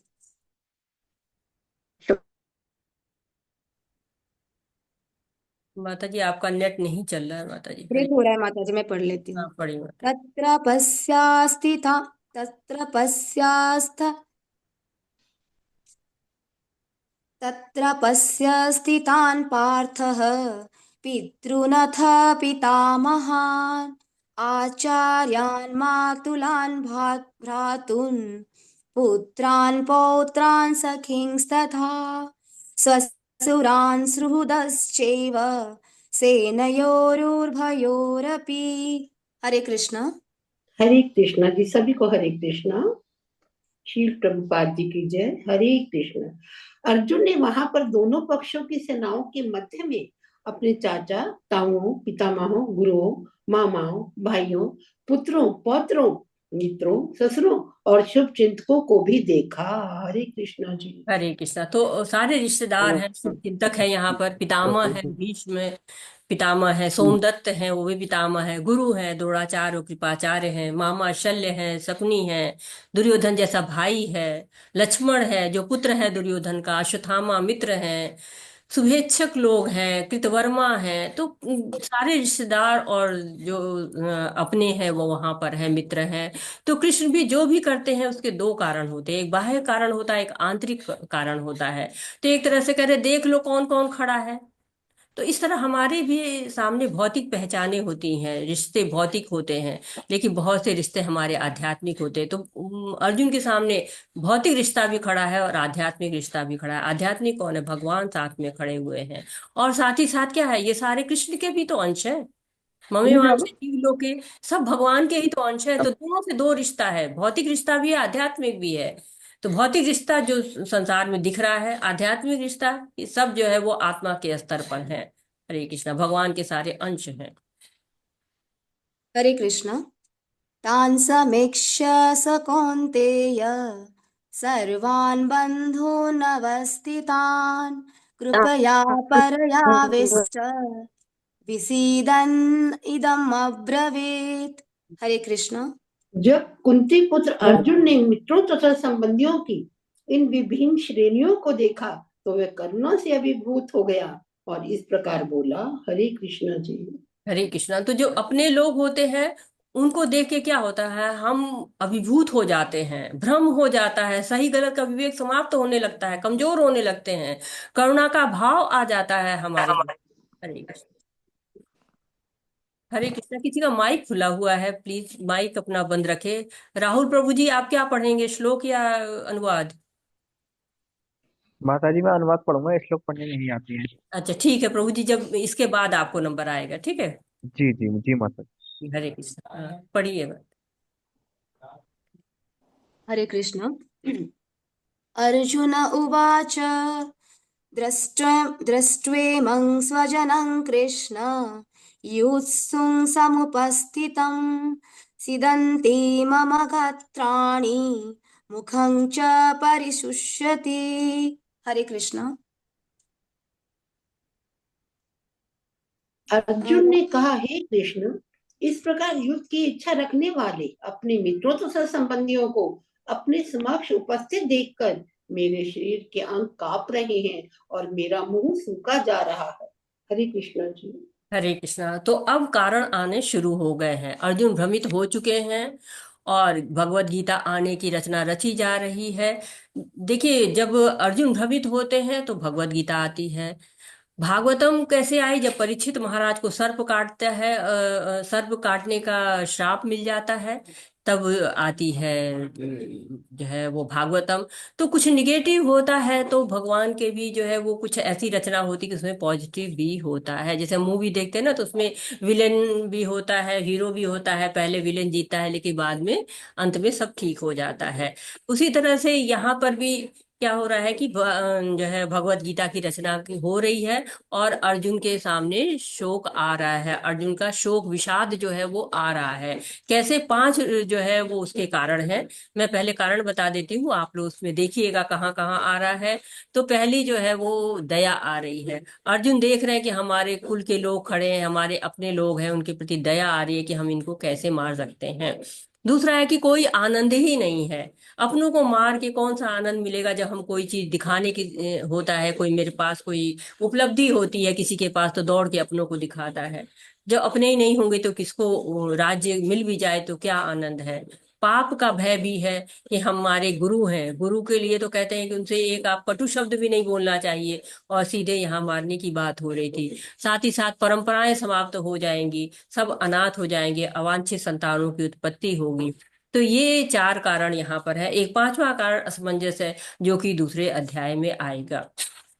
अब जब अपने सामने आ गए हैं तो अर्जुन में क्या क्या परिवर्तन हो रहे हैं? उनका शरीर कांप रहा है, उनके रोंगटे खड़े हो रहे हैं, उनका अंग स्पंदन करता है, मुख सूख रहा है, हाथ से गांडी फिसल रहा है, पैर खड़े होने में असमर्थ हो रहे हैं, त्वचा जल रही है और स्वयं को वो भूल जा रहे हैं। तो हृदय की दुर्बलताएं प्रकट हो रही हैं। तो कभी कभी जब प्रेम होता है, भाव अवस्था होती है, तो भी ऐसा आता है जैसे कि भक्ति भाव में चैतन्य महाप्रभु जब जगन्नाथपुरी में जाते हैं, अर्च विग्रह को देखते हैं, तो वो भी, उनका भी ऐसे ही आंसू निकलने लगते हैं, रोम रोम खड़े हो जाते हैं। लेकिन दोनों में बहुत अंतर है। जो अर्जुन के जो है मन स्थिति वो भौतिक है, लेकिन चैतन्य महाप्रभु आध्यात्मिक स्थिति में थे। तो भगवत गीता कैसे उनके संशयों को दूर करती है, कैसे उनको स्थिरता देती है, कैसे उनको मानसिक तनाव से दूर करती है, कैसे उनको दृढ़ता प्रदान करती है, ये हम भगवत गीता को जैसे भगवान बोलेंगे हम जानेंगे। हरे कृष्णा। हरे कृष्ण। वेपथुश्च शरीरे मे रोमहर्षश्च जायते गाण्डिवं श्रंसते हस्तात् त्वच्चैव परिदह्यते।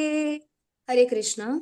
मेरा सारा शरीर कांप रहा है, मेरे रोंगटे खड़े हो रहे हैं, मेरा गांडी धनुष मेरे हाथ से सरक रहा है, मेरी त्वचा जल रही है। हरे कृष्ण जी। हरे कृष्णा। तो कह रहे हैं, अपनी स्थिति को बता रहे हैं कि मेरी त्वचा जल रही है, मेरा शरीर कांप रहा है और गांडी फिसल रहा है। हरे कृष्णा। हरे कृष्ण। न च शक्नोम्यवस्थातुं भ्रमतीव च मे मनः निमित्तानि च पश्यामि विपरीतानि केशव। हरे कृष्णा। मैं यहाँ अब और अधिक खड़ा रहने में असमर्थ हूँ। मैं अपने को भूल रहा हूँ और मेरा सिर चकरा रहा है। हे कृष्ण, मुझे तो केवल अमंगल के कारण दिख रहे हैं। हरे कृष्ण जी। हरे कृष्णा। तो सारे विपरीत जो है प्रभाव दिख रहे हैं, निमित्तानि विपरीतानि। तो आशा में केवल निराशा दिख रही है, सब विपरीत दिख रहा है, मैं यहाँ क्यों हूँ। तो क्या है उनकी स्थिति, जो भौतिक स्थिति है, क्यों उनको भगवान में रुचि होनी चाहिए। और कहते हैं ना कि कृष्ण की इच्छा से अर्जुन अपने स्वार्थ के प्रति अज्ञान दिखा रहा है। मनुष्य क्या होता है, बहुत स्वार्थी होता है, और उसका स्वार्थ कहाँ होना चाहिए, विश्व में होना चाहिए, भौतिकता में नहीं होना चाहिए। हरे कृष्णा। हरे कृष्ण। न च श्रूयानुपश्यामि हत्वा स्वजनं माहवे, न काङ्क्षे विजयं कृष्ण, न च राज्यं सुखानि च। हरे कृष्ण। हे कृष्ण, इस युद्ध में अपने ही स्वप्नों का वध करने से ना तो मुझे कोई अच्छाई दिखती है और ना मैं उससे किसी प्रकार की विजय, राज्य या सुख की इच्छा रखता हूँ। हरे कृष्ण जी। हरे कृष्णा। तो क्या कह रहे हैं कि कोई जो है वो मुझे आनंद जैसा नहीं दिख रहा है, मुझे कुछ भी जो है विजय प्राप्त के कोई सुखानी च, कोई सुख नहीं दिख रहा है मुझे। क्यों नहीं सुख दिख रहा है, कि जो मैं भोगना चाहता हूँ वो किसके लिए भोगूं। भोग जो क्या होता है, परिवार के साथ भोगा जाता है, अपनों के साथ भोगा जा सकता है। तो कृष्ण को जो है वो कृष्ण को बता रहे हैं कि देखिए, मैं अपने लोगों को मार के राज्य का सुख नहीं भोगना चाहता हूँ। तो क्षत्रिय है अर्जुन, उसका युद्ध करना धर्म है, परंतु जो शारीरिक स्तर पे उसके जो संबंध बने हुए हैं उनके बारे में सोच रहा है कि जंगल में चला जाऊं, ये तो परिवार है, इसको मैं कैसे मारूं। तो कहते कि जो क्षत्रिय होता है वो जब युद्ध करता है तो उसको वीर गति को प्राप्त करता है। कहा है कहीं, आचार्य ने किसी ने कहा कि सूर्य मंडल में कौन प्रवेश करता है, तो वो प्रवेश करता है जो क्षत्रिय भगवान की आज्ञा का पालन करके युद्ध में मरता है। या फिर वो जो है जाता है सूर्यलोक में, जो सन्यासी होता है और आध्यात्मिक अनुशीलन में लगा रहता है। तो दो तरह के लोग, यानी कि जो आपका काम है उसको अच्छी तरह से आप करेंगे तो आप सूर्यलोक में प्रवेश कर सकते हैं। अब ऐसा नहीं है कि माताएं घर में रहें और कहें कि नहीं मुझे तो भूख नहीं लगी है तो मैं भोजन नहीं बनाऊंगी। नहीं, बच्चे को भूख लगती है तो माँ खाना बनाती है। क्यों, बच्चे को प्रसन्न करती है तो वो खुद भी प्रसन्न हो जाती है। अब ये इस समय हो क्या रहा है, अर्जुन केवल अपने आनंद के बारे में सोच रहा है, वो और लोगों के बारे में भूल चुका है कि उसको और लोगों के बारे में भी सोचना चाहिए। वो केवल अपना देख रहा है कि मैं दुखी हो रहा हूँ इस तरह की स्थिति देख के। हरे कृष्णा। हरे कृष्ण। किं नो राज्येन गोविन्द, किं भोगैर्जीवितेन वा, यसामर्थ्ये काङ्क्षितं नोह काङ्क्षितः न राज्यं भोगा सुखानि च। त इमे अवस्थिता युद्धे प्राणां त्यक्त्वा धनानि च, आचार्यः पितरः पुत्राः तथैव च पितामहः, मातुलः श्वशुरः पौत्रः श्यालः सम्बन्धिनस्तथा, एतान् न हन्तुमिच्छामि घ्नतोऽपि मधुसूदन, अपि त्रैलोक्यराज्यस्य हेतोः किं नो मही कृते, निहत्य धातराष्ट्रान् का प्रीति स्वजनार्दन। हरे कृष्णा। हे गोविंद, हमें राज्य, सुख अथवा इस जीवन से क्या लाभ, क्योंकि जिस सारे लोगों के लिए हम उन्हें चाहते हैं वे ही इस भूमि में खड़े हैं। हे मधुसूदन, जब गुरुजन, पितृगण, पुत्रगण, पितामह, मामा, ससुर, पौत्रगण, साले तथा अन्य सारे संबंधी अपना अपना धन एवं प्राण देने के लिए तत्पर हैं और मेरे समक्ष खड़े हैं, तो फिर मैं इन सबको क्यों मारना चाहूंगा, भले ही वे मुझे क्यों ना मार डाले। हे जीवों के पालक, मैं इन सबों से लड़ने को तैयार नहीं, भले ही बदले में मुझे तीनों लोग क्यों ना मिलते हों। इस पृथ्वी की तो बात ही छोड़ दे। भला धृतराष्ट्र के पुत्रों को मारकर हमें कौन सी प्रसन्नता मिलेगी। हरे कृष्णा जी। हरे कृष्णा माता जी। तो क्या कह रहे हैं, बार बार भोग और सुख का वर्णन हो रहे हैं। तो अर्जुन का मुंह क्या है, जनार्दन कह रहे हैं कि आप जनार्दन हो तो आप तो जो है वध करो, मुझसे क्यों करा रहे हो। जनार्दन का अर्थ होता है ना कि आप भगवान, जनता के रक्षक, जन्म मरण से मुक्ति दिलाने वाले। तो कह रहे हैं कि आप जो स्वयं ये सब कार्य कर रहे हैं तो मुझे क्यों ये सब कह रहे हैं। तो महाभारत के युद्ध के बाद जो है वो कह सोच रहे हैं अर्जुन की कितने साल रहूंगा, कुछ साल और जो है 25, 30, 35, 37, 38 जो भी रह जाऊंगा। तो इतने ही साल का भोग हो, इतने लोग को मार डालूंगा तो फिर सारे जो है वो कितना मुझे भोग भोगना पड़ेगा। और सारे नाम याद कर रहे हैं, गोविंदा, गायों को प्रसन्न करने वाले, इंद्रियों को प्रसन्न करने वाले हैं। तो अर्जुन चाहते हैं कि भगवान उनकी इंद्रियों को संतुष्ट करें, लेकिन हमारी कोशिश क्या होनी चाहिए, भगवान की इंद्रियों को संतुष्ट करने की। जब उनको संतुष्ट करेंगे तो हम स्वयं संतुष्ट हो जाएंगे। तो भक्त भगवान से शिकायत नहीं करता है, लेकिन अर्जुन कर रहे हैं, सेवा करता है भक्त। जनार्दन और माधव, लक्ष्मीपति हैं आप, और युद्ध में बहुत धन लगता है, सब कंगाल हो जाते हैं।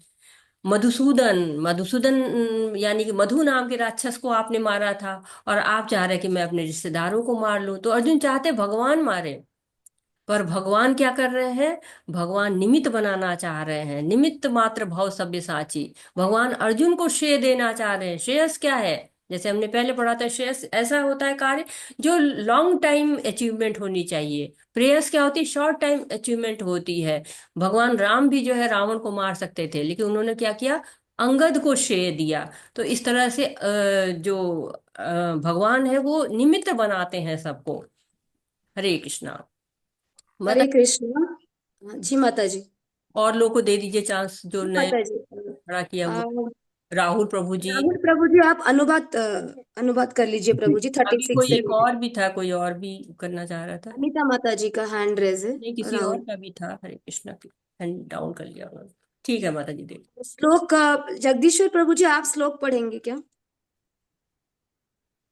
हरे कृष्णा जगदीश्वर हरे प्रभु कृष्णा जी। माता जी, मैं तो लीव करूंगा, 4 बजे मेरी क्लास है भक्ति शास्त्री की। अच्छा। अच्छा जी प्रभु जी। अत्रे माता जी आप। विजय पांडे, विजय पांडे प्रभु जी।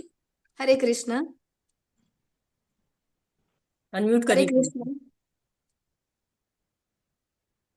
please। माता अत्रे माता जी आप 36 श्लोक से कर लीजिए माता जी। हरे कृष्णा। हरे कृष्णा माता जी, हरे कृष्णा।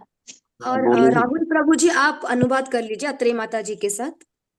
जी हरे माता जी। कृष्ण, धन्यवाद माता जी, बहुत बहुत। जय प्रभु जी, आप श्लोक पढ़ना चाह रहे थे। हरे कृष्णा, विजय प्रभु जी अनम्यूट हुए थे क्या?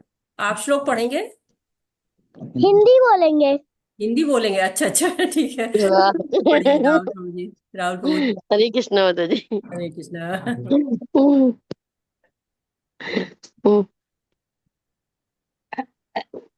हरे कृष्णा माता जी। हरे कृष्णा, पढ़िए माता जी। पापमेवाश्रयेतस्मान् हत्यैतानथ तायिनः तस्मन्नर्हभयं हन्तुं धार्तराष्ट्रन्निशबन्धवान् स्वजनं हि कथं हत्वा सुखेन श्याममाधव। हरे कृष्ण। हरे कृष्णा। हरे यदि हम यदि हम ऐसे अताइयों का वध करते हैं तो हम पर पाप पाप चढ़ेगा।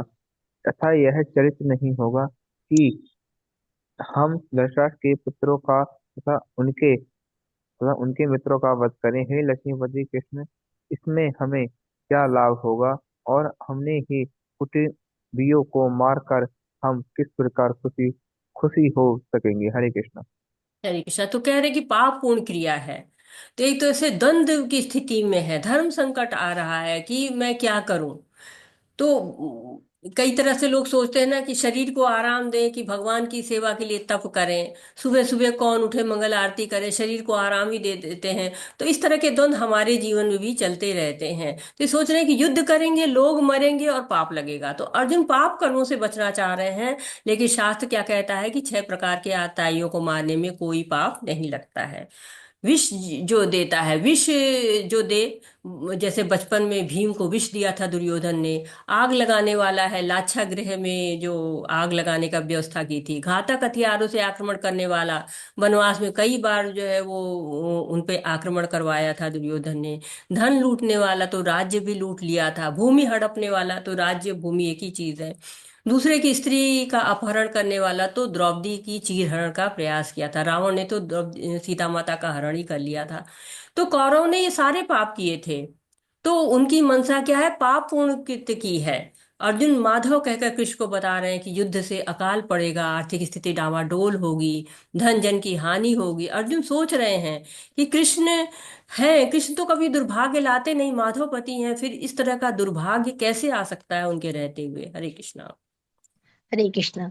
यद्यपीते न पश्यन्ति लोभयोपहत चेतसखा कुलक्षय कृतं दोषं मित्रदुःखे च पातकं कथं न गियमस्माभिः पापादास्मान् निवर्तितुं कुलक्षयकृतं दोषं प्रपश्यद्भिर्जनार्दन।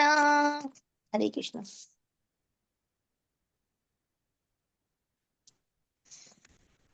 हे जनार्दन, यद्यपि लोभ से अधिभूत चित्त वाले यह लोग अपने परिवार को मारने या अपने मित्रों से द्रोह करने में कोई दोष नहीं देखने, किंतु हम लोग जो परिवार के विनाश करने में अपराध देख सकते हैं, ऐसे पाप कर्मों में क्या प्रवृत्ति हो। हरे कृष्णा। हरे कृष्णा। तो अर्जुन सोच रहे हैं कि विपक्षी लोग तो लाभवश युद्ध करने के लिए तैयार हैं, युद्ध के परिणाम के बारे में सोच ही नहीं रहे हैं। जबकि होना क्या है? परिवार का विनाश हो जाएगा। साथ ही साथ कहते हैं ना कि छत्री जब युद्ध की ललकार हो, चाहे जुए की ललकार हो, तो उसको मना नहीं कर सकते हैं। कुटुंब का नाश तो होगा, दोनों को दोष लगेगा, लेकिन कौरव पीछे नहीं हट रहे हैं।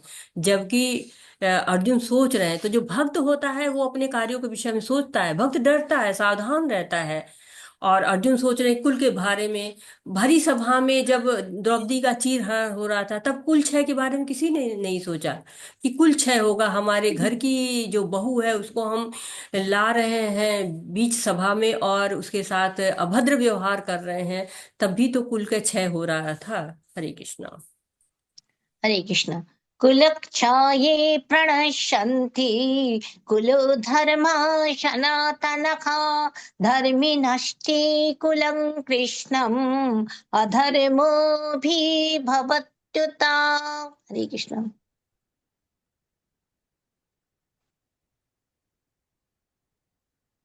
हरे कृष्णा। कुल का नाश होने पर सनातन कुल परंपरा नष्ट हो जाती है और इस तरह शेष कुछ भी अधर्म में प्रवृत्त हो जाता है। हरे कृष्ण। तो कुल का नाश होने से क्या होता है? अधर्म प्रवेश करेगा परिवार में, धर्म का नाश हो जाएगा, नारित्व का ह्रास हो जाएगा, पारिवारिक परंपराएं खत्म हो जाएंगी। जब वर्णाश्रम के अनुसार परिवार में बुजुर्गों की मौत होती है तो क्या होता है? धार्मिक शुद्धता के कार्यक्रम होते हैं, पिंडदान होता है, जन्म मृत्यु के संस्कार घरों में होते हैं। अवांछित संतानें हो जाएंगी, उनकी शिक्षा दीक्षा सही नहीं होगा, धर्म का पालन कैसे करेंगे, समुदाय के जो विकास के कार्य हैं सारे रुक जाएंगे। तो इस तरह की बातें वो लगातार सोच रहे हैं। हरे कृष्णा। हरे कृष्ण। अधर्माभिभवति कृष्ण पदुष्यन्ति कुलस्त्रियः त्रिषु दृष्टाशु वर्ष्णेय जायते वर्णशङ्करः। हरे कृष्णा। हे कृष्ण, जब कुल में अधर्म प्रमुख हो जाता है तो कुल की स्त्रियां दूषित हो जाती हैं और अवांछित पितृ के पतन से ही दृष्टवंशी अवंशी संतान उत्पन्न होती है। हरे कृष्ण। तो वृष्णिवंशी किसे कहते हैं, कोई बताएगा? वृष्णिवंशी किसको कहा जा रहा है? हरे कृष्णा, हैंड रेज करिए। भगवान कृष्ण। हरे कृष्ण माता जी, दंडवत प्रणाम। भगवान कृष्ण को ऋषिवंशी कहा गया है। बिल्कुल सही कह रहे हैं माता जी। हरे कृष्णा, बहुत अच्छा आंसर दिया आपने। वृष्णिवंशी जो है वो वृष्णिवंश किसका है? भगवान श्री कृष्ण का है। तो कह रहे कि जब कुल में अधर्म आ जाता है, महिलाओं को कहा गया ना कि कुल का धर्म संभालती हैं, वो समाज की अमूल्य धरोहर होती हैं, संतान की उत्पत्ति करती हैं, उनका लालन पालन करती हैं, उनको योग्य नागरिक बनाती हैं। तो स्त्रियां ही जब पतन की तरफ चली जाएंगी तो कैसा होगा समाज, भविष्य जो है वो उसका कैसा होगा। जब वर्तमान अच्छा नहीं होगा तो भविष्य भी अच्छा नहीं होगा। तो युद्ध में सबसे ज्यादा अत्याचार किस पे होता है, स्त्रियों पे होता है, उसके बाद बच्चों पे होता है। तो जब महिलाएं ही सुरक्षित नहीं रहेंगी और बच्चे ही जब वर्णशंकर हो जाएंगे, गर्भाधान संस्कार के द्वारा उत्पन्न नहीं होंगे, तो संस्कार ही नहीं होंगे, अवांछित होंगे, तो समाज कैसा होगा। हरे कृष्णा। हरे कृष्ण। शंकरो नरकागुइभा कुलघ्नानं कुलस्य च पतन्ति पितरो ह्येषां लुप्तपिण्डोदकक्रियाः। हरे कृष्ण। अवांछित संतानों की वृद्धि से निश्चय ही परिवार के लिए तथा पारिवारिक परंपरा को विनष्ट करने करने वालों के लिए नारकी जीवन उत्पन्न होता है। ऐसे पतित कुलों के प्रमुख पुरखे पितरों लोक गिर जाते हैं, क्योंकि उन्हें जल तथा पिंड दान देने की क्रिया समाप्त हो जाती है। हरे कृष्ण। हरे कृष्णा। तो क्या कह रहे हैं कि वर्णशंकर संतानें उत्पन्न होंगी, परिवार के कल्याण के कार्य नहीं होंगे। और वर्णशंकर जब उत्पन्न होंगी संतानें तो क्या होगा, पितरों को ना कोई पानी देगा ना कोई पिंड दान देगा। जब नहीं मिलेगा ऐसा तो क्या होगा, कुल के लोग नरक में जाएंगे। देखिए जब भागीरथ अपने जो कुल के लोगों को तारने के लिए गंगा जी को लाए थे, तप किया उन्होंने, गंगा जी को लेके आए। तो जब कोई रहेगा नहीं कुल के में, जब वर्णशंकर संतानें रहेंगी तो वो कैसे दान करेंगी, यज्ञ करेंगी, कैसे पितरों को उद्धार करेंगी। क्योंकि विष्णु के लिए यज्ञ किया जाता है तो सारे पाप कर्मों का उद्धार हो जाता है। तो जब भगवान की शरण में ग्रहण करते हैं जीव, स्त्री हो या वैश्य हो या शूद्र हो या कोई भी हो, जो भी हो, अगर वो भगवान की शरण में जाता है तो वो परम गति को प्राप्त कर लेता है। 9वें अध्याय में कहा है भगवान ने, माम ही पार्थ व्यापश्रित ये भी शयु पापयो नय स्त्रियो वेश्यास तथा शूद्रो तेपि यान्तिम पराम गति। तो परम गति कैसे मिलेगी, भगवान की शरण ग्रहण करने पे। लेकिन जब संतानें वर्णशंकर होंगी, जब संतानें अवांछित होंगी, तो वो परिवार के लिए कोई भी यज्ञ, कोई भी तप कर ही नहीं पाएंगी। हरे कृष्ण। हरे कृष्ण। हरे कृष्ण। दोषयुक्ते माता जी आपके साथ अनिता माता जी आप अनुवाद करिए 46 तक। हरे कृष्णा। आप हरे श्लोक पढ़िए माता जी। अत्रे माता जी। दोषैरेतैकुलघ्नानं वर्णशङ्करकारकै उत्स्यन्ति जति धर्मः कुलो धर्माश्च शश्यतः।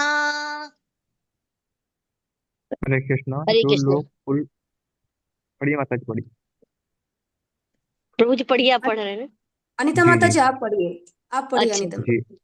हरे कृष्ण। हरे कृष्ण। श्रील प्रभुपाद के जय हो। जो लोग कुल परंपरा को विनष्ट करते हैं और इस तरह अवांछित संतानों को जन्म देते हैं, उनके दुष्कर्मों से समस्त प्रकार की सामुदायिक योजनाएं तथा पारिवारिक कल्याणकार विनष्ट होते हैं। हरे कृष्ण। माता जी हमको ये पढ़ना था ना तात्पर्य? जी जी माता जी। तो ऊपर नहीं था माता जी, थोड़ा सा। मेरे जो देखिए दिख रहा है, पढ़िए। हाँ अब दिख गया माता जी। श्रील प्रभुपाद के जय हो। सनातन धर्म या वर्ण आश्रम धर्म द्वारा निर्धारित, थोड़ा सा माता जी और ऊपर होगा, थोड़ा सा। हाँ हो गया माता जी, पूरा नहीं है। सनातन धर्म या वर्ण आश्रम धर्म द्वारा निर्धारित नहीं माता जी, मानव तात्पर्य नहीं समाज पढ़ना। के। हरे कृष्ण माता जी, तात्पर्य नहीं अच्छा अच्छा पढ़ना। अच्छा माता जी, ठीक है। हाँ जी माता जी। तो क्या बता रहे हैं कि कुल परंपरा को विनष्ट करते हैं, कुल परंपरा विनष्ट हो जाती है, तो इस तरह अवांछित संतानों को जन्म देते हैं, तो कुलक्षय, कुल का क्षय हो जाता है। तो आपने देखा होगा ना, परिवार में फोटोग्राफ होती है, उसमें पिता होते हैं जो कि जो है पैंट शर्ट वगैरह पहन के बैठे रहते हैं, जो दादा होते हैं वो धोती कुर्ता तिलक कंठी हाथ में जपमाला लेके रहते हैं, नए बच्चे होते हैं वो जो है हाफ टी शर्ट वगैरह पहन के बैठे रहते हैं। तो इस तरह से क्या होता है, सब लोगों का एक तरह से परिवार में क्या परंपरा होगी उसको एक तरह से आगे बढ़ाते हैं कुछ लोग नहीं आगे बढ़ाते हैं। तो जब कुल का क्षय होगा तो परंपरा आगे नहीं बढ़ेगी और कुल धर्म का नाश होगा, पाप में वृद्धि हो जाएगी और स्त्रियों का पतन होगा। और नरक सा जीवन हो जाएगा, पितरों का पतन हो जाएगा, तो सब कुछ विनष्ट होगा। जो कुछ एक समाज में परंपरा चली आ रही है, एक विकास के कार्यक्रम हो रहे हैं, वो सारे कार्यक्रम रुक जाएंगे। जब समाज स्थिर रहता है, समाज सुखी रहता है, उसका विकास होता रहता है। और नहीं तो क्या होता है, कुव्यवस्था हो जाएगी, इतने लोग मारे जाएंगे, फिर उनके परिवारों का पालन कौन करेगा, उन परिवारों को कैसे रक्षा कौन करेगा। ये सब अर्जुन सोच रहे हैं। हरे कृष्णा। हरे कृष्ण। उच्छन्न कुलधर्माणं मनुष्याणां जनार्दन नरके नियतं वासो भवति तन्नु शुश्रुमा। हरे कृष्ण। हरे कृष्णा। श्रील प्रभुपाद की जय हो। हे प्रजापालक कृष्ण, मैंने गुरु परंपरा से सुना है कि जो लोग कुल धर्म का विनाश करते हैं वे सदैव नरक में वास करते हैं। हरे कृष्णा माता जी। हरे कृष्णा माता हरे जी। कृष्णा माता जी। हरे कृष्णा जी माता जी। तो ये वर्णाश्रम धर्म के बारे में यहाँ पे बताया जा रहा है कि गुरु परंपरा जब चलता है, समाज एक नियम का पालन करता है, तो क्या होता है, गुरु परंपरा के द्वारा कह रहे हैं कि सुना है हमने कि जो लोग कुल धर्म का विनाश करते हैं वे सदैव नरक में वास करते हैं। तो एक तरह से जब बच्चों जाते हैं, गुरु के पास जाते हैं, वहां पर गुरु उनको बताते हैं, तो वहां पर जो है गुरु बता रहे हैं कि देखो, अगर परंपरा नहीं रहेगी, घरों की परंपरा नष्ट हो जाएगी, समाप्त हो जाएगी, तो हमारा क्या होगा, हम सही विकास नहीं कर पाएंगे, ना आध्यात्मिक रूप से और न ही भौतिक रूप से। तो हम क्या है, हम अच्युत गोत्र के हैं, कृष्ण के वंशज हैं हम। और हमारा कुल धर्म क्या है, भगवान को संतुष्ट करने की। तो ये एक तरह से शुरुआत हो रही है कि अर्जुन धीरे धीरे निर्णय की तरफ पहुंचेंगे। हरे कृष्णा। हरे कृष्ण। अहो बत महति पापं कर्तुं व्यवसिता वयं यत्र सुखलोभेन कहाँ से हन्तुं क्या करें, थोड़ा अलग स्वजनं अच्छा लग रहा है। भुक्तताखा।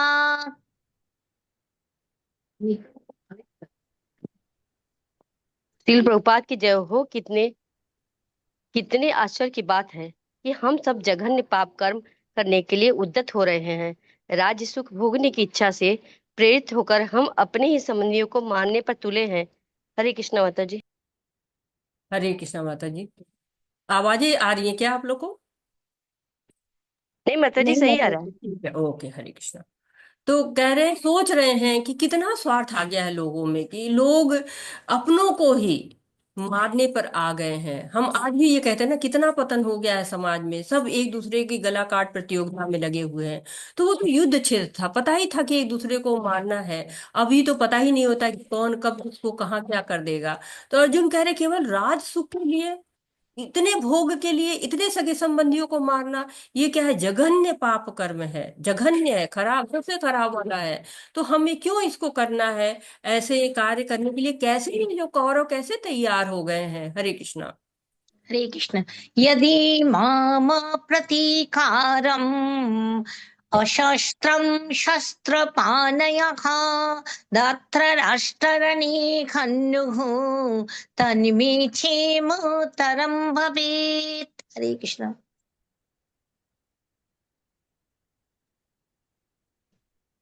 हरे हरे कृष्ण कृष्ण। माता अनिता जी। हरे माता जी। कृष्णा माता जी। जय श्रील अनिता प्रभुपाद की माता जय हो। जी। हरे कृष्णा अनिता माता जी। यदि शस्त्रधारी धृतराष्ट्र के पुत्र मुझ निहत्थे तथा रणभूमि में प्रतिरोध न करने वाले को मारे तो यह मेरे लिए श्रेयस्कर होगा। हरे कृष्णा माता जी। हरे कृष्णा माता जी। हरिप्रिया माता जी, लास्ट वाला गीता माता जी को दे दीजिएगा, उन्होंने खड़ा किया है हाथ। जी माता जी। हरे कृष्ण। तो एक तरह से बता रहे हैं कि शस्त्रधारी धृतराष्ट्र के पुत्र मुझ निहत्थे तथा रणभूमि में प्रतिरोध न करने वाले को मारे। अब क्या हताश हो रहे हैं कि नहीं लड़ना है मुझे, ये जो है इतना दुख हो गया, इतना भ्रमित हो रहे हैं, सोच रहे हैं कि क्या होगा, श्रेयस्कर क्या होगा, जीत जाए तो जीत क्या होगी, अपने लोगों के खून से सनी होगी, भोग भी करके क्या पाऊंगा मैं, और युद्ध ना करूं तो क्या होगा, भीख मांगनी पड़ेगी। तो इससे अच्छा है कि मैं निहत्था होकर बैठ जाऊं, ये लोग ही मुझे मार दे, यही श्रेयस्कर है। युद्ध का नियम होता है ना कि निहत्थे या युद्ध से जो अलग हो जाते हैं लोग, जो युद्ध करने के लिए नहीं तैयार होते हैं, तो वो लोग को नहीं मारते हैं लोग। लेकिन कह रहे कि नहीं, मैं बैठ जाऊं और मुझे आके मार दो, मैं समाप्त हो जाऊं, न मैं भीख मांगना चाहता हूँ, न मैं अपने लोगों से लड़के उनको खून से उनके अपने हाथ रंगना चाहता हूँ, मुझे मार दो। तो ये क्या हो रहा है? ये हृदय की दुर्बलता नहीं है, ये क्या है? दया है। अर्जुन को दया आ रही है, शोक संतप्त हो रहे हैं, जबकि कौरव खुश है कि नहीं नहीं चलो लड़ना है। वो अपने जो है वो पूरे तैयार हैं अपने सब अस्त्र शस्त्र लेके। लेकिन यहाँ पर युद्ध की वृत्ति दिखाई पड़ रही है सबकी, कि कौरव कितने जो है युद्ध के लिए ललायत है, और जबकि अर्जुन परेशान हो रहे हैं कि नहीं मुझे युद्ध नहीं करना, इस युद्ध से मुझे क्या मिलेगा, और इसलिए इसी युद्ध को मैं नहीं करना चाहता हूं। तो ये अर्जुन में और कौरव में के अंतर को स्पष्ट दिखा रहा है। जो भक्त होता है वो धर्म की राह पे चलना चाहता है, और जो अभक्त होते हैं वो अधर्म की राह पर भी चल के परेशान नहीं होते हैं। हरे कृष्णा। हरे कृष्णा। संजय वाचा एवं उक्त्वार्जुन शंखे रथोपस्थुपाविशत् वृषीच शशरं चापं शोकसंविघ्नमानसखा। हरे कृष्णा। गीता माता जी आप अनुवाद करिए। हरे कृष्णा। हाँ, हरे कृष्णा माता जी। संजय ने कहा, युद्ध भूमि में इस प्रकार कहकर अर्जुन ने अपना धनुष तथा बाण एक ओर रख दिया और शोक संतप्त चित्त से रथ के आसन पर बैठ गया। हरे हरे कृष्णा। कृष्णा, बहुत बहुत धन्यवाद माता तत्पर जी। तो संजय कहते हैं ना कि अर्जुन शोक संतप्त होकर धनुष बाण को, जो गांडीव है, नाम है अर्जुन के जो धनुष बाण है इसका नाम गांडीव है, बहुत प्रिय था। और साथ ही साथ वो प्रतिज्ञा किए रहते थे कि जब तक मैं युद्ध समाप्त नहीं होऊंगा तब तक मैं इस को नहीं रखूंगा। लेकिन उसको भी रख देते हैं और रथ के आसन पर बैठ जाते हैं। तो इस तरह से ये जो हमारा भगवद गीता का प्रथम अध्याय, कुरुक्षेत्र के युद्ध स्थल में सैन्य निरीक्षण का भक्ति वेदांत तात्पर्य पूर्ण हो जाता है। तो अर्जुन के में भक्त होने के बहुत ही गुण थे, जो हमने पहले अध्याय के 28वें से 46वें श्लोक तक देखा है कि उनमें बहुत ज्यादा मृदुता है। तीन लोक के लिए भी नहीं मारना चाहते हैं, क्षमा के लिए भी तैयार हैं, बुरे परिणामों पर विचार भी कर रहे हैं, पारिवारिक परंपराओं के प्रति वो सोच रहे हैं उसके बारे में, स्वार्थ के लिए युद्ध नहीं करने चाह रहे हैं, निहत्था मारे जाने के लिए तैयार हैं, और अपनी प्रतिज्ञा को तोड़कर युद्ध जो है वो समाप्ति के पहले ही निकल रख देते हैं।